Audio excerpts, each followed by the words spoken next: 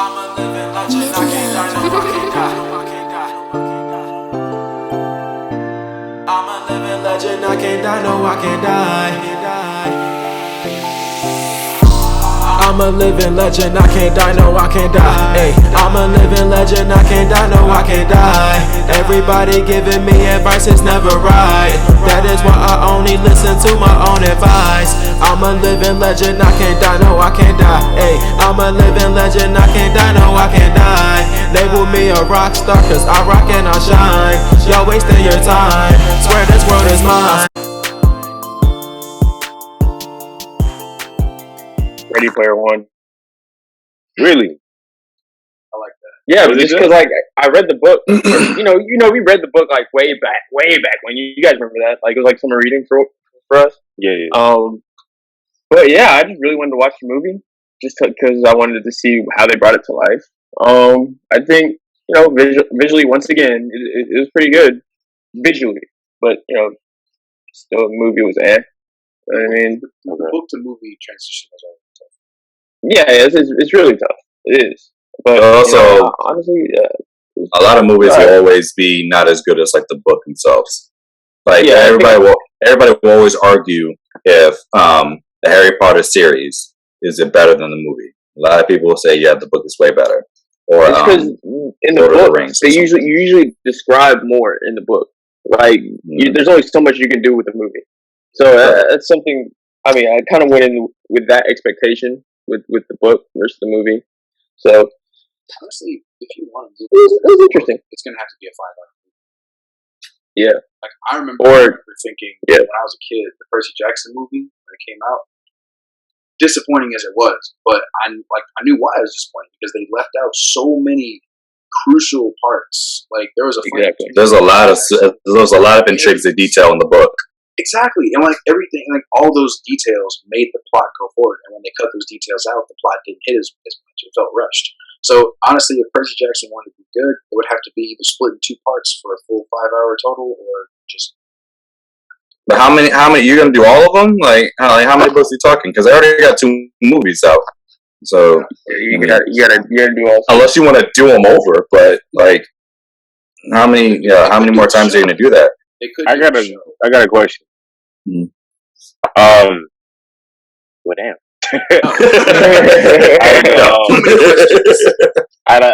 You're cut off. Nah.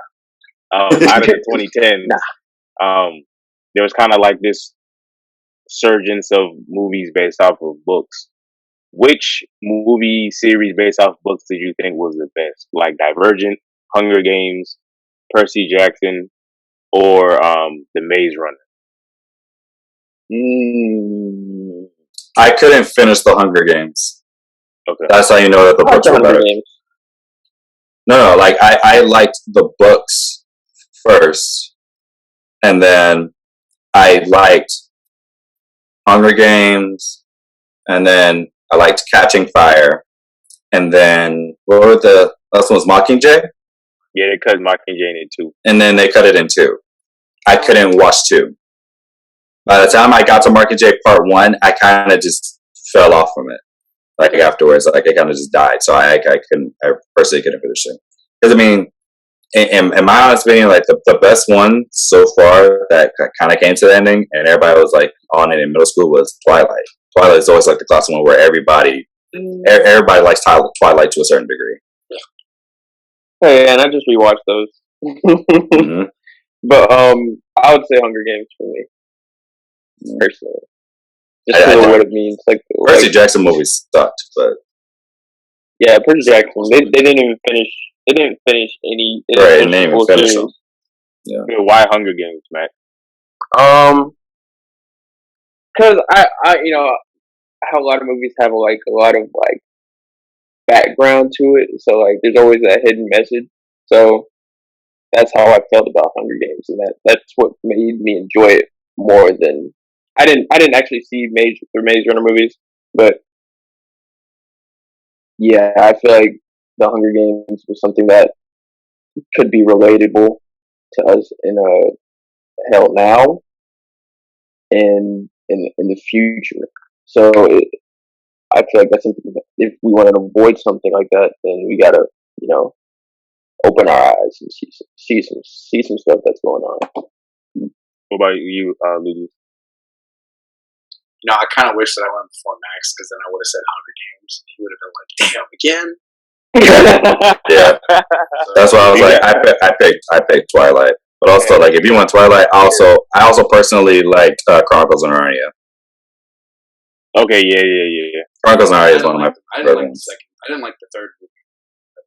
Yeah, the third one was kind of like, and also it's kind of hard to continue it when like the actors get older, and so it's really, you can't really youngify them because they all looked grown at that point. What about the Maze Runner? You guys didn't like that series? I never read the book nor saw the movie. I enjoyed the books. I didn't see the movie. Enjoyed the movies, but I gotta say that I gotta pick Hunger Games because with Maze Runner, I read the books. I like the books. I watched the movies. I like the movies. But with Hunger Games, I don't know why I just couldn't get through the second book. Like it just wasn't capturing my attention. But I like movies because it felt like it did it properly. Like it condensed the story appropriately, and it made it easy to enjoy and watch. And I still understood what was going on. It didn't leave out a lot of maybe I don't know, but it didn't feel like. Do you think it was the story of the characters themselves? Because normally, like what captures people with like a book is that there's something interesting about each character, and there's something that you get to understand and grow with each individual character, even though there's a main character, in each type of movie series. But so for me, like I like Chronicles of Narnia and I like Twilight because it was like the main character and their issues, but there were also like a lot of like the side character issues that like everybody was trying to like develop for themselves, which captivated me into continuing to watch it. So I wasn't always like focused on like the main story. I was like always focused on like side missions. I wasn't always focused on the main missions. Like the side missions was always like what was cool for me. I mean, to tell you the truth, I don't really know. Like I really tried. I was reading the book. I sat there. I was on the same page for like 3 days. I could not it was damn. Something about you couldn't get past. It's just one page, dog. Like I was in. Oh god! I just I couldn't get past. It was just the writing wasn't getting me. Everything I read all through Hunger Games, the first book. I loved it. I was so excited to get the second book. I literally ran back to the library, checked it back out. Just didn't do it. I couldn't, I don't know. Like it just like the writing wasn't the story or whatever. It just wasn't capturing my attention. What about you, Jeff? I mean, I didn't really read like a lot of fiction books, but as far as like the teen dystopian genre, Maze Runner really caught my attention, especially like the second one, A Sports Trials. That was really dope. I didn't see the last one. I didn't see Death Gear. But it's pretty cool. Death Gear.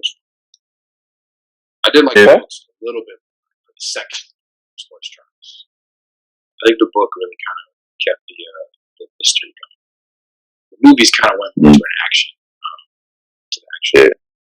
Now, one that I do want to transition to, if y'all don't mind, is something just as a little spin-off of our previous episode. Do you see when video games get turned into movies, and do they stand the test of time?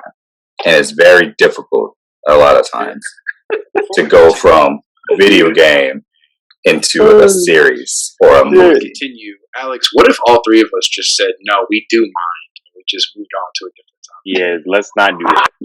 Like, what if we just said no? Like, oh god! Let's not go into like that. veto. Oh my god! I'm not saying we could talk about Tekken. We could talk about Mortal Kombat. Tekken. No, we're not talking about that movie next. What, the new one? The new one. I will shoot. I wanted to destroy the movie set.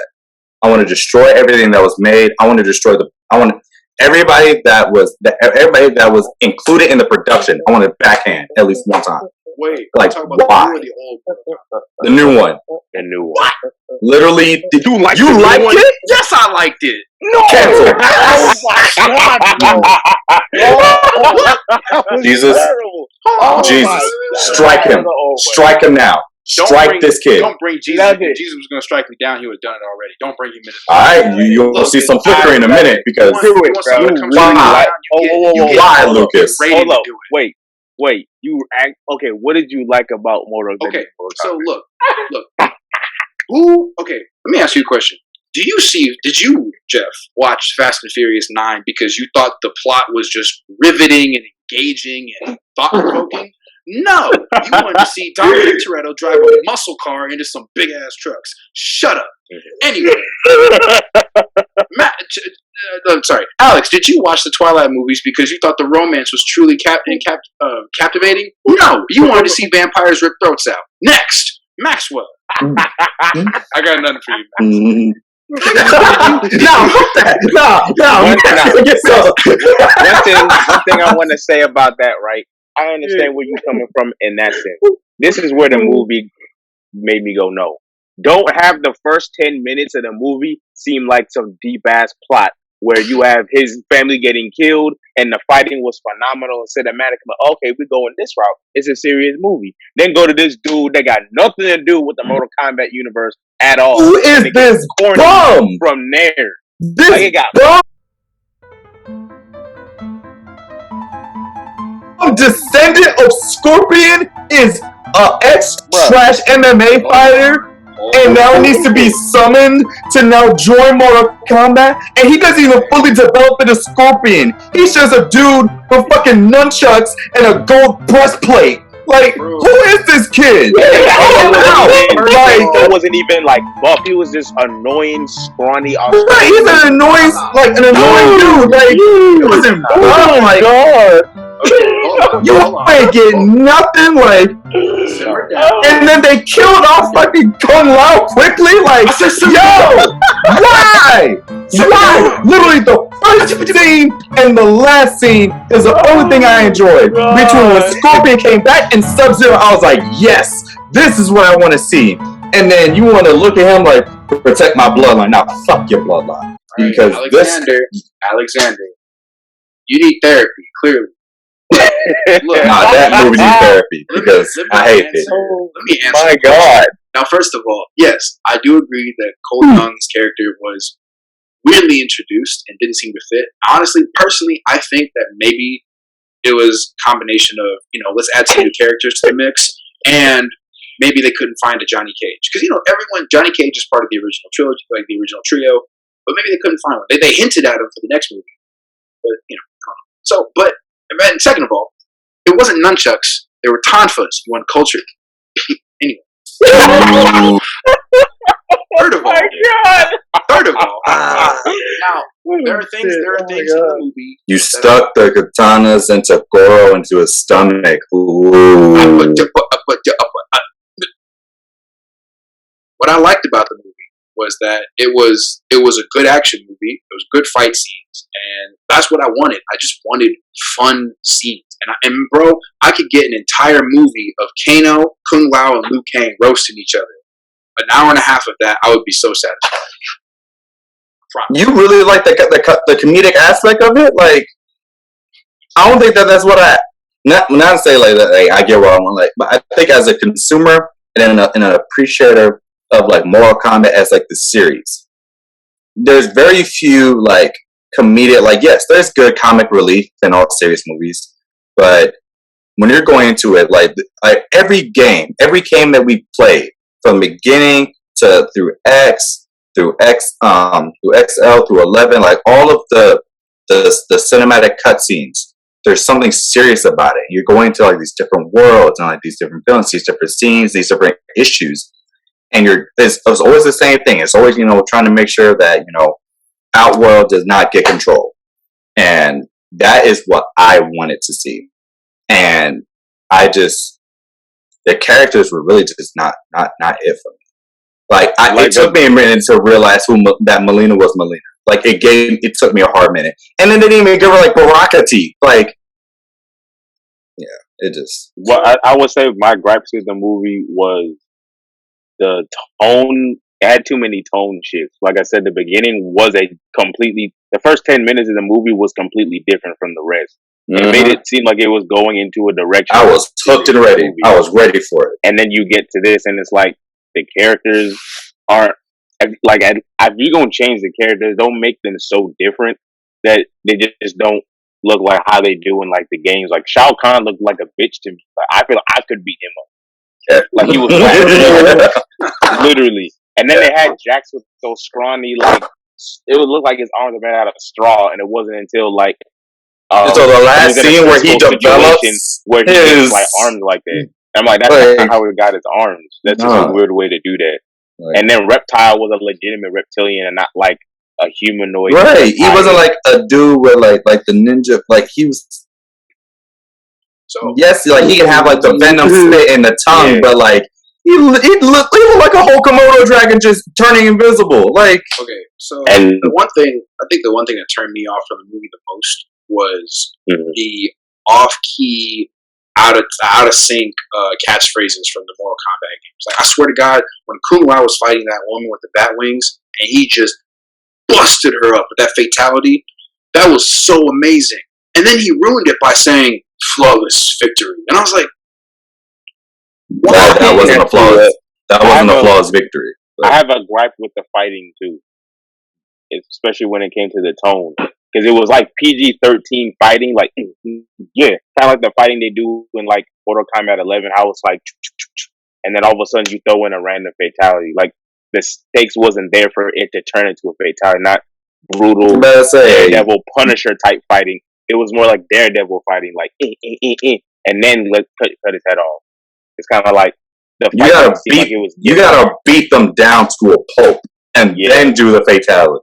Like that's how we all know how the game works. It's like you fight, you throw hands, you beat them till they can't go no more, and then it's finish him, and you know it's time to finish him, and then you can and do the hat and then put his head in. Like, but then you just kind of know what I mean, Lucas?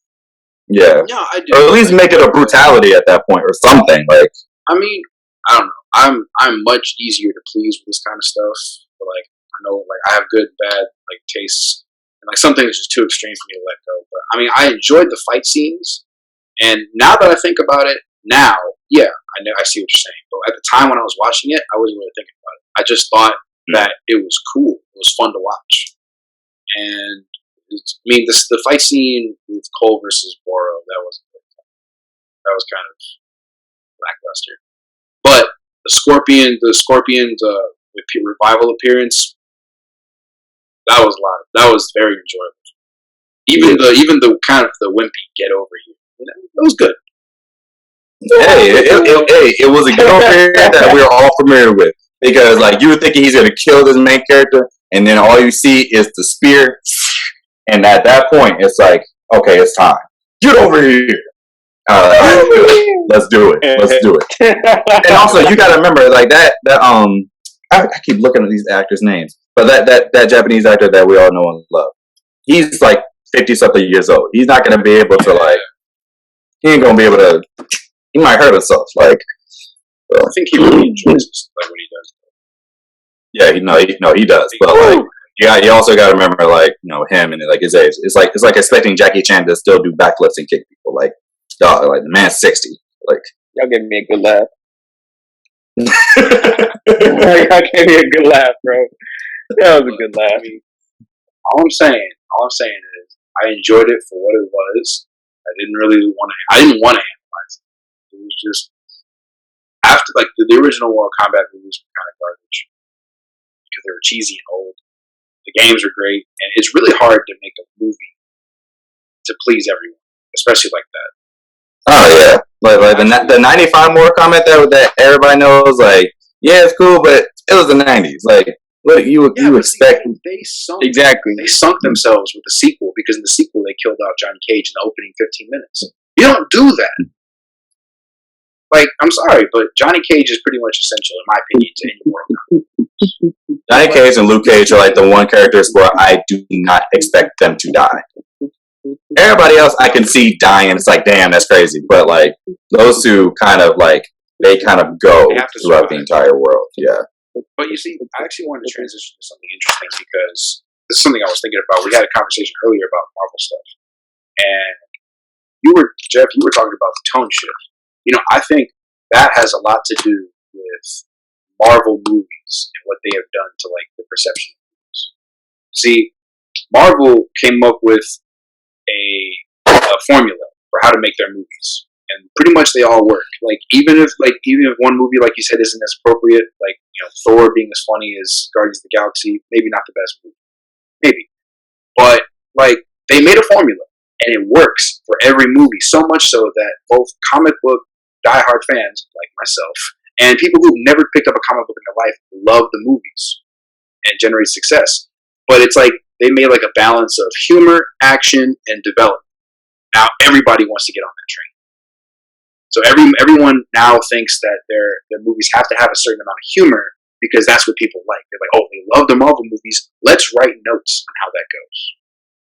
But do you think the people went to see it for the humor, or they wanted to see it because it was like the next one of like the saga? They're like, oh, that's the next one of the saga. Where's it going now? And then they just kind of like tolerated the humor. Do you think a lot of people really enjoyed the humor that much? Yes. Or it was something that I think the humor plays a big role in Marvel movies. I do, because people like reference jokes from the movies. I do the same thing. They talk about how funny these characters are. They don't just talk, like, people will talk more about fight scenes, people will talk more about character development, and people will talk about how much it made them laugh.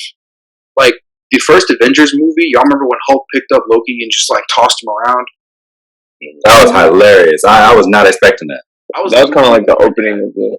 Bro, the entire theater laughed so loud, no one could hear what Hulk said afterwards. Like, that puny god, no one heard him, because we were laughing so hard. And that's when people were like, oh man, this is great. You get comedy, action, and character development all in one.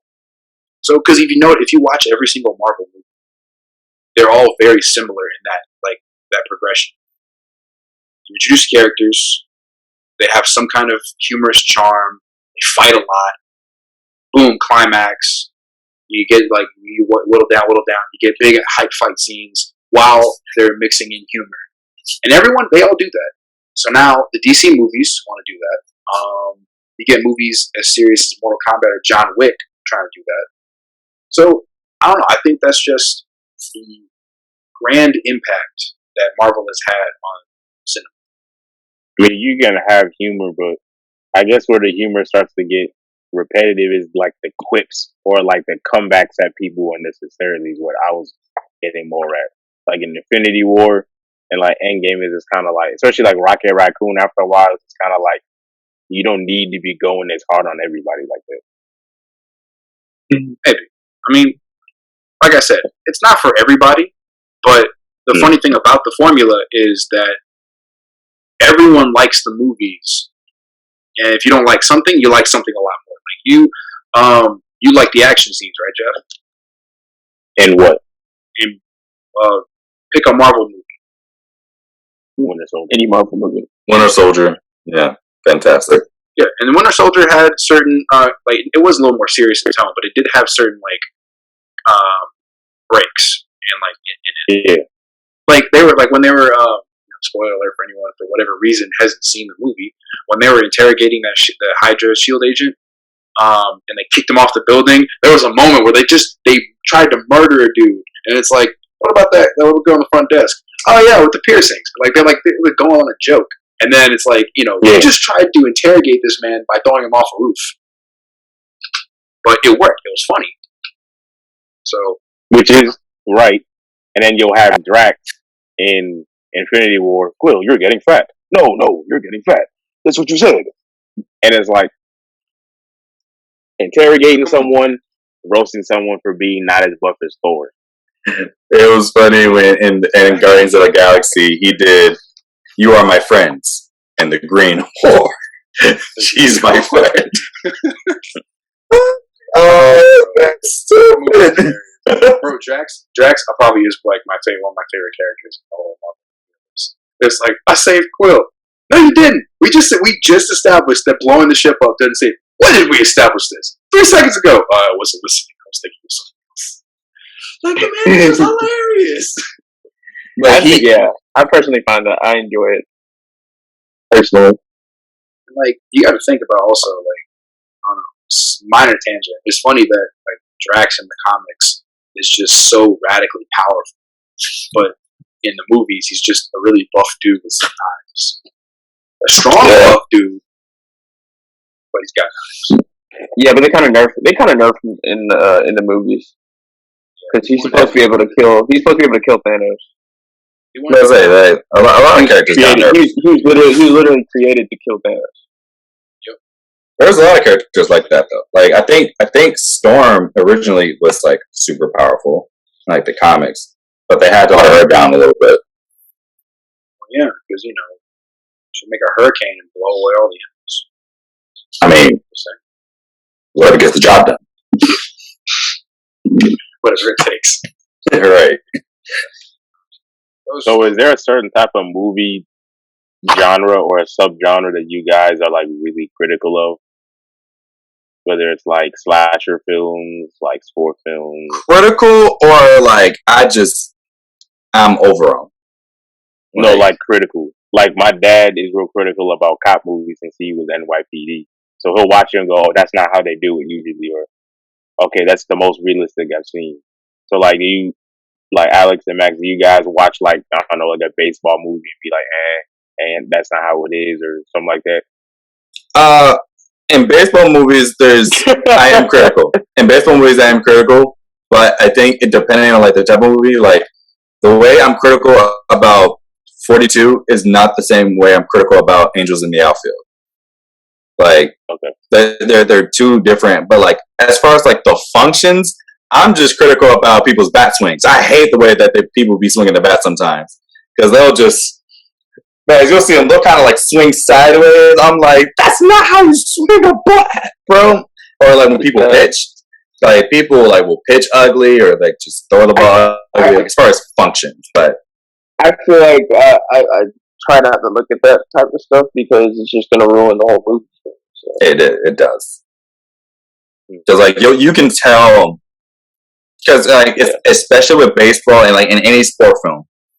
Anytime like you're throwing a baseball or throwing a football or shooting a basketball and you're seeing one cutscene of him shooting and then the cutscene of the ball going in.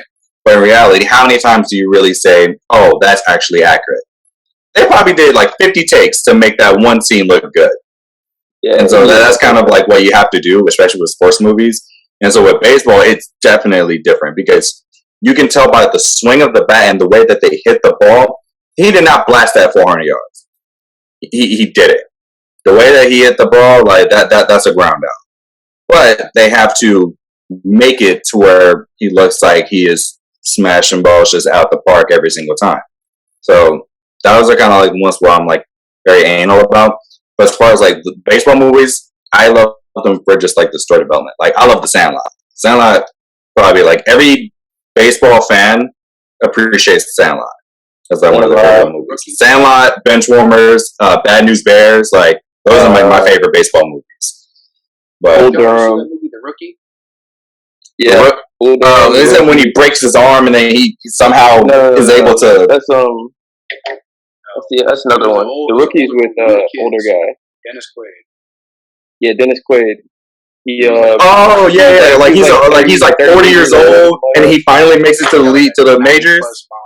Yeah, and he could throw. Yeah, that one. Yeah, I remember seeing it. Yeah, I saw that. What else? Moneyball was good just because it was different. Like Moneyball was like it really introduced on a true story. Yeah, but it really shows like how baseball outside of like what happens outside of the diamond. Like you can see how baseball works. You see that business aspect of it. Exactly. Outside of that, yeah. No, like, I don't. I don't look for anything in specific in movies that to be harsh on. I don't. Yeah.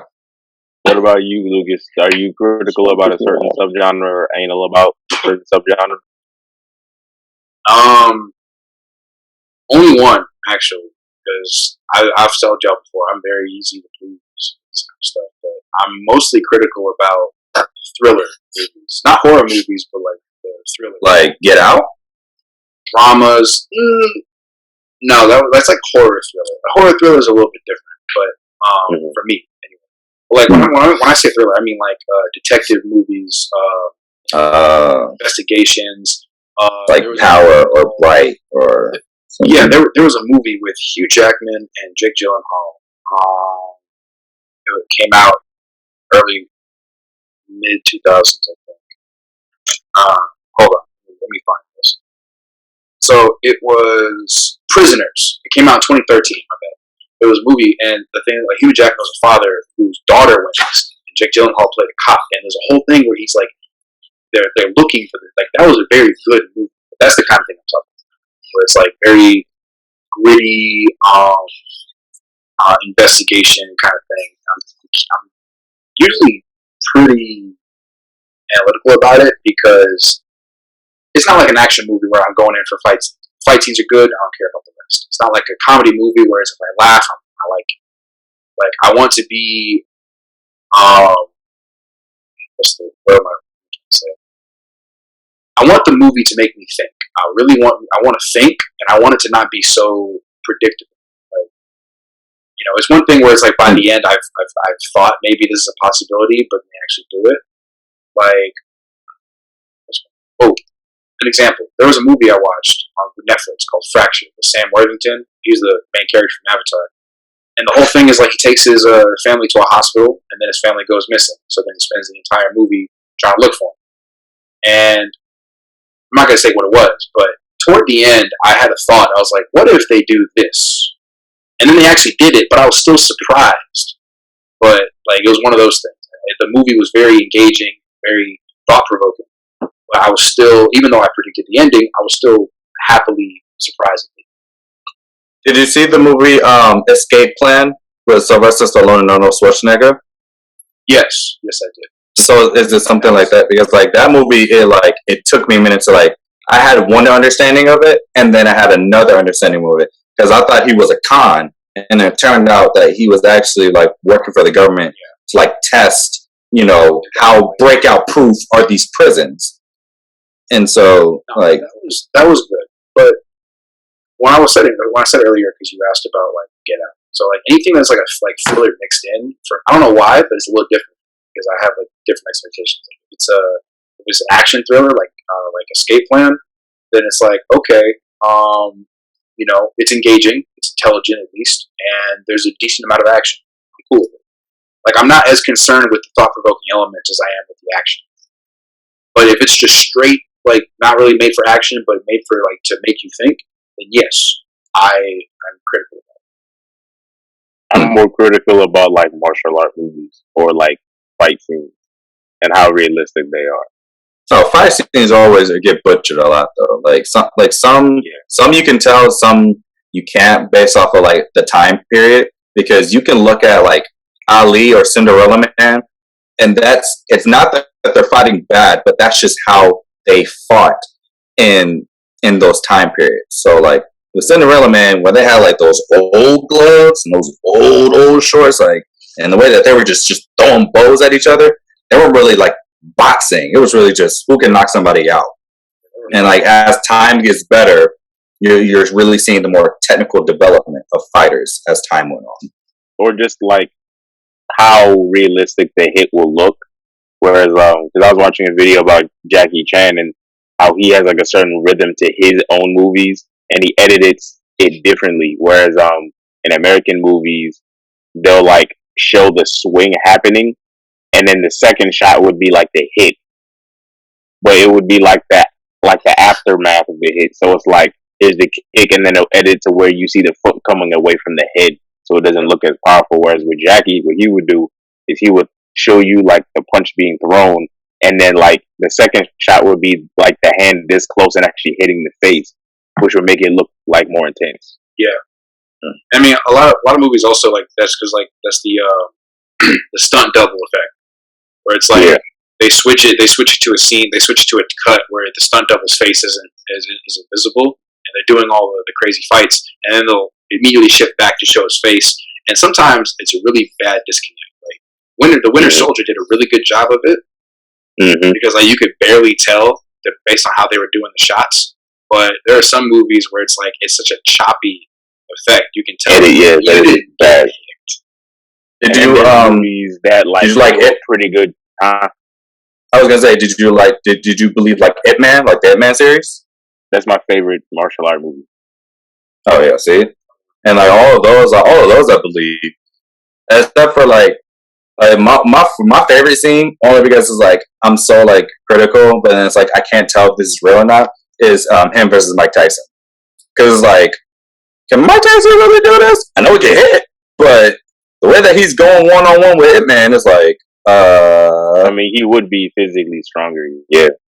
Man, I guess like the whole thing of like throwing a punch and like floating in the air, that was a little overdone. Yeah. Like, the idea behind it, like Jeff said, the idea behind him being that much more powerful was that was also, I think, to showcase part of like the Wing Chun application, where it's like, this is how we deal with big people kind of thing. Yeah. So, like one movie that actually like it really impressed me like in general, because I didn't think that he'd do a good job at Dylan O'Brien, a dude from the Maze Runner, in it, was American Assassin. The fight scenes in those were one of the most realistic scenes I've ever seen. I'm talking about full on MMA, like double leg takedowns, arm bars. Like people were getting like bust up in that movie. It was really good. Oh yeah, but there's another one. The Raid movies. Yeah, there you are. Oh my God, bro. Bro, if to all our listeners out there, if y'all have not watched the Raid movies, go watch them, because that was like the main character. That was his big entrance into the cinematic universe. He brought his own martial art, like not his own, but like a different one, Silat. That was his whole thing. Yeah. And man, that was fun to watch. That's the like Indonesian type martial art. Yep. It was like it was heavily focused on like close quarters, elbows, knees and stuff, but like not like Muay Thai. It was very close. It was awesome. Yeah, it had I feel so bad that Iko Uwais, I think that's his last name. Uwais or something like that. Yeah, I love that dude. Because in the second Raid movie, they had a choreographed fight, like it was the final fight with the big villain. That was raw. Like that felt like it felt like a very long fight, so it was surprising they had that kind of stamina, but you could feel it. You could definitely feel it. Well, you got to watch it because Sub-Zero's in it.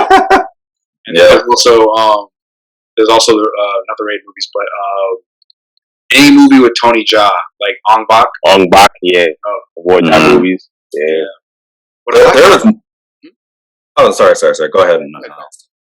No, because I was gonna say like I'm trying to think about like one that I enjoyed, but I think I would get a lot of flack for is that I liked Ninja Assassin, but like with it, it's like I just love like the aspect of like how that ninja is. Yeah. But when it comes to like the fight scenes, the only thing that I just couldn't get by is that they overdid the gore.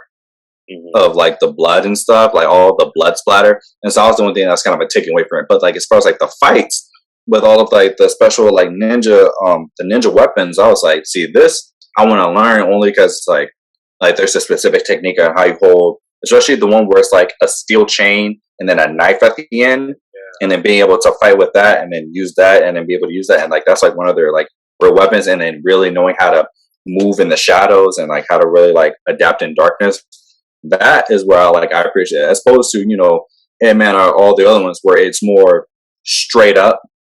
Like I'm not sneaking behind you. I'm not throwing a ninja star at you. It's just like I'm standing up. What's up? 1-on-1. Let's do it. Like type of fights. I liked. There was one thing I liked about the chain fight. Whereas, like, when he was, like, there was a slow motion scene where he was, like, swinging at him, and it kind of came at the screen a little bit. And I like that a lot. It was, like, it wasn't weird or overdone. It was, like, it felt very, I don't know, action heavy. But that one, I think, I like that of, like, of all of the extra elements with that, of the different weapon stuff. But I think that, to Jeff's point, I think that what he appreciates is the actual hand-to-hand combats themselves. He likes that there is like real martial arts, MMA, there are real technical moves that are being done to where, and enough like, and there's very little editing because it's so real, and they're knowing how to choreograph these moves. And so when he's seeing these, it's like, okay, with like Wing Chun or leg takedowns or any type of blocks or arm bars or anything, these are real. And for you guys, for you, Jeff and Lucas, that you guys are really like taking into those practices, you guys can appreciate that, because it's something that like you guys are like really saying like, yes, this is something that is real that I apply in my own practice. So I can see why you guys like those. Like instead of just grabbing someone's arm and then just twisting it a little bit and then the whole person flips, unrealistic. I want to see an Uchimata. I want to see you go back to belly and like use their body weight, lift up your butt and do the flip. Full body and joint manipulation, everything. Like, yeah, make it make sense. Yeah. Well, like when I'm thinking of an example of like fight scenes that don't like do it justice for me, there was that biopic with Mark Wahlberg and Christian Bale, The Fighter, where it was like the story of the boxer being trained by his older brother. I mean, that was an interesting movie, and I kind of liked what they were doing, but like the fight scenes, it just, I don't know like how accurate it was to the real stuff, but it's just, I don't know. Like I've seen them do it better. That's what I'm saying. I've seen them really apply that kind of boxing choreography to make it look fun, but also semi-realistic.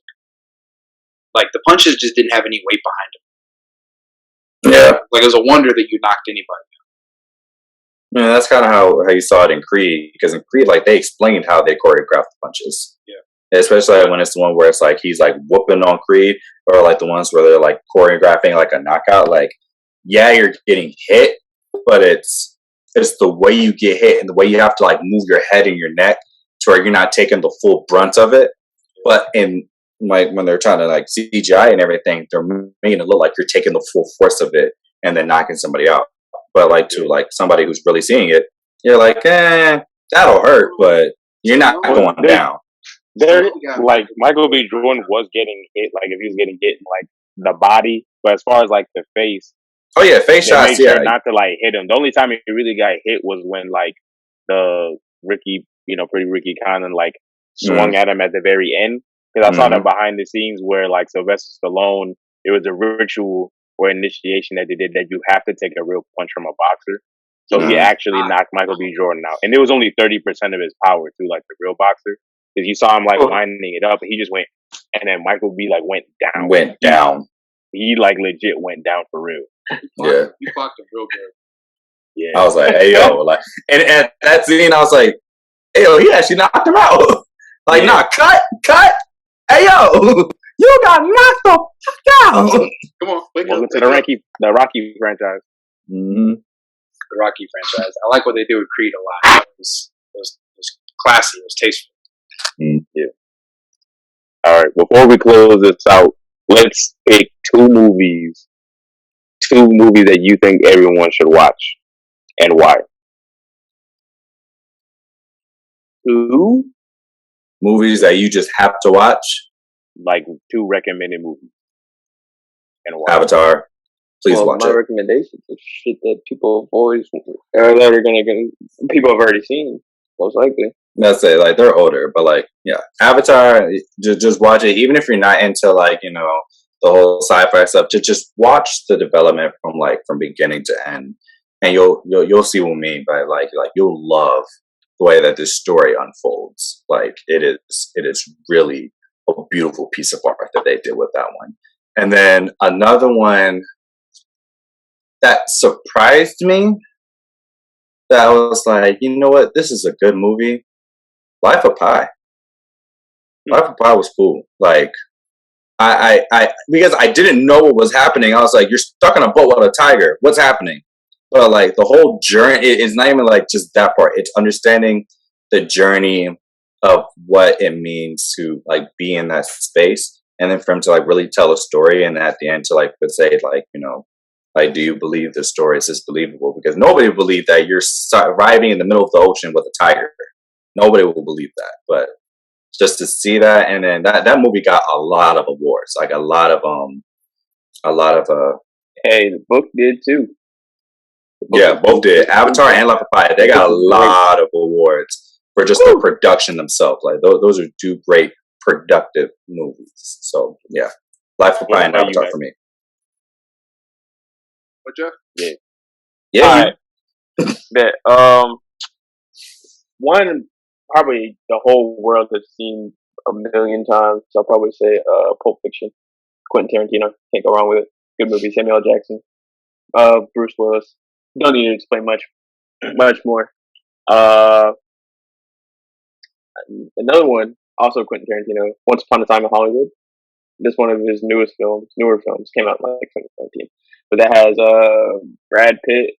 I think Leonardo DiCaprio also. Yep, he's in there. But yeah, that pretty much tells the story of like Hollywood back in the day. It was about a guy who was a stuntman, and he was trying to make it in Hollywood. And it kind of like goes to the story of like Charles Manson and his family, and you know, a whole bunch of everything, like a whole bunch of other things going on in Hollywood at that time or in the surrounding area. So that was a pretty good movie too. So definitely recommend that one. So those are my two movies. Lou. So can I bend the standard a little bit and give 3 because they're all fantastic, but they all have a good reason. No. Okay. No. Yeah. Well, I don't care. I'm the one editing this, so technically your no doesn't even. Oh, you gonna cut it out? Oh, you're trash. I'll leave you out. How about that? Okay, so the first one is my favorite. It's John Wick. Now, The first one? All three of them. Let's say the whole trilogy? Okay. No, all three of them. All of them. Like, just put them together as one recommendation because you have to see them all. Like, the first one is fantastic. The second one is great for its own different reasons. The third one, even more, builds even more. Like, it's a different take on action movies, and it's a different take on just, like, story. And honestly, during that time, it was a good thing to step away from during, like, the big Marvel era when things were getting really hot. It was good to step away a little bit and get something different. Number 2 is Pacific Rim. The first one. Like, that was fun. The cinematography was great. The action, like, we were talking a lot about how the action feels real. And that one, the CGI and everything, it felt very realistic. Like, if I was going to see a giant mech suit fight a monster, that's exactly like the clunkiness, the force behind everything, that felt realistic despite being science fiction. And I think it gives a new take on Loki. It looked more real than Transformers. a little bit. Loki looked more real. You know, Transformers are aliens, so it kind of So he has his own functions. But as far as like these are human controlled robots, and so every technical, you can see everything moving in the engineering of it. Yeah, so the third one is very different than everything else. It's called A Dead Poets Society. Now, I don't know if y'all heard of this, but it's an old Robin Williams movie. And it's like a drama. Oh, Captain. And yep, exactly. It also stars the dude who played Wilson in the show House MD. I think that was one of his big starts. Like Omar Epps. What? Omar Epps. Yeah, I think so. Maybe. I don't know. I'm bad with names. I'm bad with actor names. But yeah, that movie was very. It just, like, the story was beautiful, and the character development also was phenomenal. And like for being like an older movie, I think a lot of people need exposure to some of the older stuff. They need to experience the classics, not just whatever's coming out next year. So those are my recommendations. You should check them all out. You will not be disappointed. Neil Perry. I said Neil Perry. Oh. Robert Sean Leonard. That's the guy. Yeah, that's the guy. All right, Jeff. I'm gonna go ahead and go with 3 as well. First recommendation, as far as like cinematography, I mean the plot was very good, but like this movie really got me into like how pretty like each scene is, or like the lighting effect, the aperture of like the scene itself. and how like it could really be like an artful masterpiece is Ex Machina. That came out in 2014. That one has Alicia Vikander, who's the new Tomb Raider. Basically, it's this dude that works at Google, and then he meets the CEO, goes to like his house, and has to test like an artificial intelligence or like a robot and do like the Turing test, which is to test like the machine's intelligence to see if it can come off as human or pass for human. But it's a very good movie. Cinematography is beautiful. Plot is really good, and I just really like that movie. Second recommendation. I watched this movie about 3 times. It was on Netflix. I don't know if it's still on there no more. It's called Stonehurst Asylum. It has Kate Beckinsale in it. Ben Kingsley's in it, and it's these asylum patients that take over an asylum and act like they're the doctors. And the doctor that tries to go in there and find his patient, but it turns out that the doctor has his like own hidden secrets, and everything just kind of gets flipped upside down. And it is a really like interesting movie that makes you like think. And then the last one,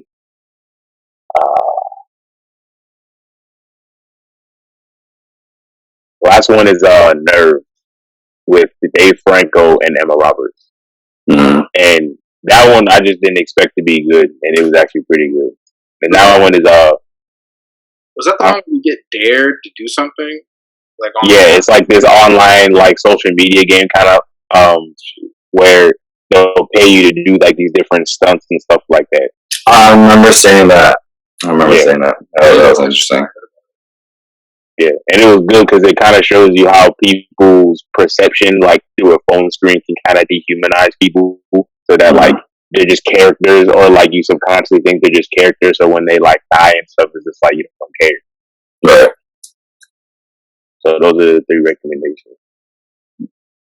All right, Joe. Ooh, I have another one. Go ahead. Scott Pilgrim versus the World. Yes. Yes. Yes. Yes. If you want to see something that's just like fucking ridiculous, that's it. Yeah, like it's ridiculous, but it's ridiculously fun, and it's like so good. It's good. Video games brought to life. Literally, like that's the best video game movie right there. Yes. Wow. That was pretty good. That was pretty good. My additional one that I'll throw in there, only because like I personally just enjoyed it, and it's a true story, is $1 Million Arm. These two baseball players that they came from India. This guy, it was his agent, and he started this game show in India, and it was basically a competition to see like who has the best throwing arm and who can be converted from like a javelin thrower or a cricket thrower and turn them into professional athletes within like a year or 2 year span. And so they did that, and just the whole development of like these kids who never picked up a baseball before to them being, professional baseball. Now, like in real time, like they only played for like a few seasons, but the fact that they represented a whole new country and opened a whole new market for players in a different world, like I just thought that was so beautiful, and just to expand that. And so, yeah, for that, I would do that as like an honorable mention. So just watch $1 Million Arm. It was pretty cool. That's good. That's nice. I just want to point out that I'm the real innovator here, coming up with my 3 recommendations. Y'all just decided to copy me, but I still don't like you because you actually like that movie Mortal Kombat. But whatever. I mean, I'm the one that brought up the question, so. You're the one who picked Twilight for his book series. What are you, a teenage girl? Yes. Yes. Fight me. Yes. Fight me. Doo-doo butter. Dookie butter. All right, y'all. Let's go ahead and close it out. Oh, boy. And, well, thank y'all for watching. Thank y'all for watching another episode of Foursquare. I appreciate all the squares for coming out, being squares in their own fashion. Make sure y'all like, comment, subscribe. hit that notification button. We'll put that link in the description for our social media. Comment your favorite movies. If you agree with us, if you disagree with us, like let's get it going. Let's chop it up in the comment section. And until then, we'll see y'all in the next episode. It's been fun, y'all. Peace, man. This man, Matt. What's going on, everybody? It's your boy Lucas, one of the squares, and I'm here to apologize for the delays you have experienced for episode 3, part 2. It's all on me. Combination of my life getting slammed around like WWE and just really unforeseen technical difficulties. But, we're going to put out content at a much more consistent rate so y'all can enjoy the stuff you're here for much quicker and much more frequently. That being said, to the fans that was here since day one and those who are coming in new, we appreciate and love y'all's support. Stay tuned. It's only going up from here. Bye, guys. Stay undercover, I'm stealth. My whole life I kept on waiting for shit. Had to learn to go get it myself. I'll get this shit by myself. I'll make a way for myself. I said you got a new dude and that's cool, but I promise we fuck I won't tell. Know that you miss it, I tell. Because you still hit up my cell. So just let us out of ourselves. Cause I think I'm losing brain cells. Cause you're toxic, so toxic, still want you myself. Wanted that girl for some years now. Now she unbuckled my belt. And see that she like how I felt. I'm on a mission, no I cannot fail.